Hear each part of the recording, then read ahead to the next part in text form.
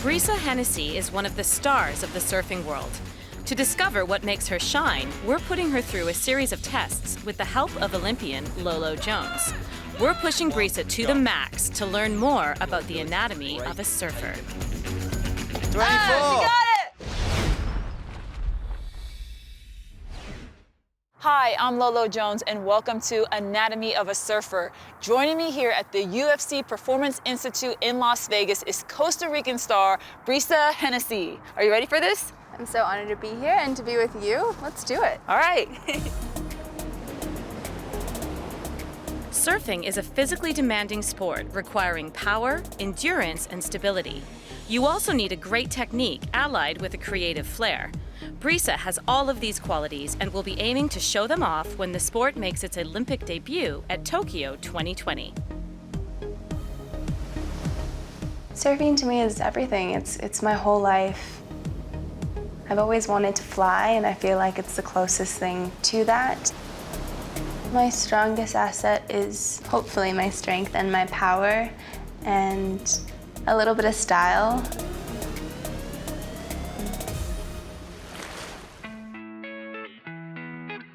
We've brought Brisa to a leading sports science facility. We're going to take a closer look at her physical makeup, and if she has any weaknesses, we'll soon find them in our lab.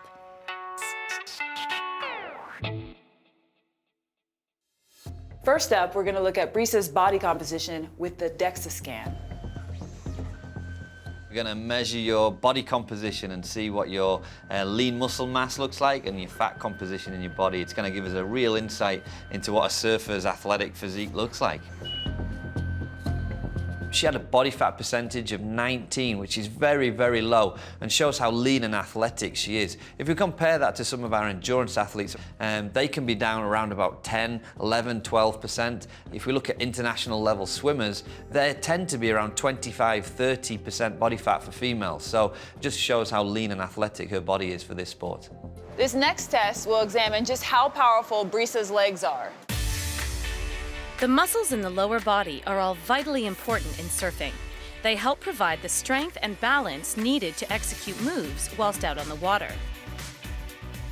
Brisa, this is our counter movement jump test. So we're going to measure how high you can jump into the air, and we're going to really understand the power that's in those legs of yours. Obviously, when you're hitting the lip and getting into those aerials and landing on the board, leg power is going to be really important to you. So we're going to explore that and see what a surfer looks like. Yeah, that should be really interesting. Yeah, thighs are really important in our sport, and yeah, hopefully they kick in today. That's cool. Here we go.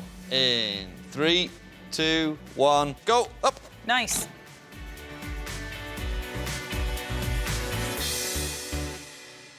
Brisa's score of 40 centimetres was really, really impressive and very much comparative to some of these other strength power-based sports such as badminton and some of the really high explosive sports that require jumping much more than surfing. So it just shows how transfer of physical skills into the event is really important for the sport of surfing. I imagine in surfing you have to have a strong upper body. It's very true. I don't know how weights are going to compare to the ocean, but we'll see how strong I am. Well, I'm excited. Let's get started on this test. Let's do it. A surfer needs strong upper muscles to pop up onto their board and to dive underneath a wave when looking for the best surf. The next test will see her lifting half her body weight. Okay, Brisa, this is our prone row test. This is going to be a strength endurance assessment for you. Obviously, when you're paddling on the board, chasing takeoffs, we're going to have to understand how powerful you are in your upper body, but also you've got to do that multiple times in a heat, right? We do paddle a lot. Okay, Brisa, let's take the weight off in your own time, as many as you can. Go. 1. You know, that test, it sneaks you. Like, all of a sudden, you're just crushing it, and then the fatigue sets in, and she just fought through it. Pull, pull, pull. 24. Ah, she got it! I can't do it anymore. All right. Her results were phenomenal. She had a total repetition max of 24 reps in this period of time. And again, that's really, really comparable with sports such as Olympic level kayakers, Olympic level rowers, and some of those pulling sports that really require large back musculature. So, you know, she's up there with some really competitive sports, and as a surfer, it demonstrates that she's very, very athletic and possesses good levels of strength endurance. Let's take a break from testing. Tell us, how did you get involved in your sport? Well, I was born completely off the grid in Costa Rica. My parents ran a surf school there, so I feel like surfing has always been a part of my life. I don't remember, not being a surfer, not being in the ocean. It just runs in my veins and in my heart, and I'm really happy I get the chance to represent Costa Rica, a place where I found my love for surfing. This is the first time surfing is in the Olympic Games. How excited are you? It's massive. I think the world should know what we do and what surfing is all about, and it's going to be really big for the world to see it for the first time, and that gives me goosebumps just thinking about just walking. So even standing on the podium or receiving a medal would be amazing. Are you ready for more testing? Let's do it. I'm excited. In surfing, you need to have good stamina. So let's check out her endurance in our final test. The lungs bring oxygen into the body to provide energy. The oxygen is then pumped to the muscles engaged in exercise by the heart.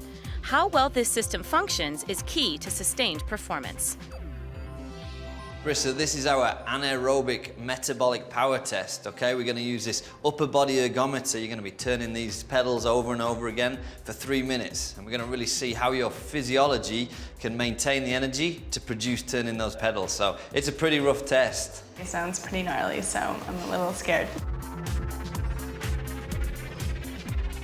The last test was definitely the most intense one.